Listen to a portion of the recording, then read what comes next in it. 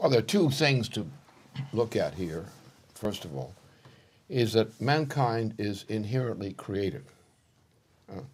And if you look at the history of living processes in the past 500 million years, insofar as we have documentation of that, all living species are creative in the sense that they supersede one another to going to a higher form of life.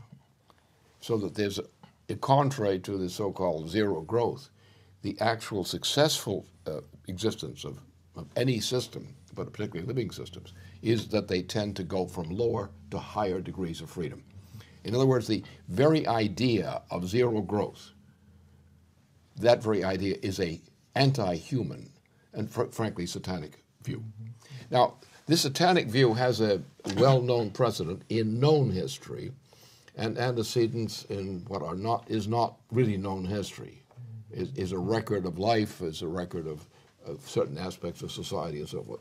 But we don't really know intimately, subjectively, how the people in these societies actually thought.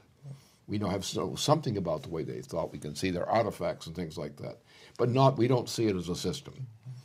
The unfortunate thing is that the kinds of systems that we know, human systems, which we do know as historical, are all of one type.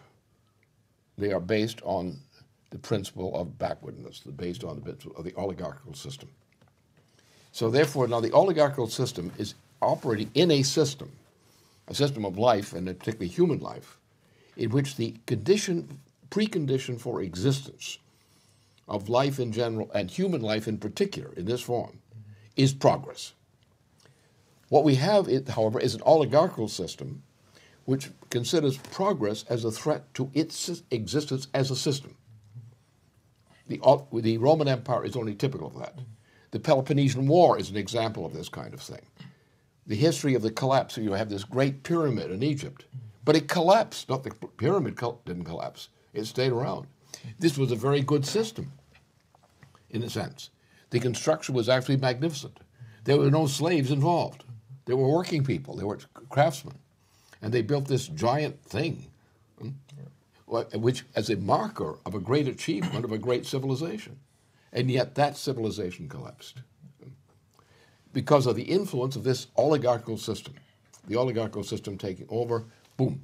And the oligarchical system says, we've got to keep the majority of the people stupid, dumb, under control. That's the idea of the system. We've got to maintain our power over them. And so this is so therefore you have the idea of the fixed system of growth.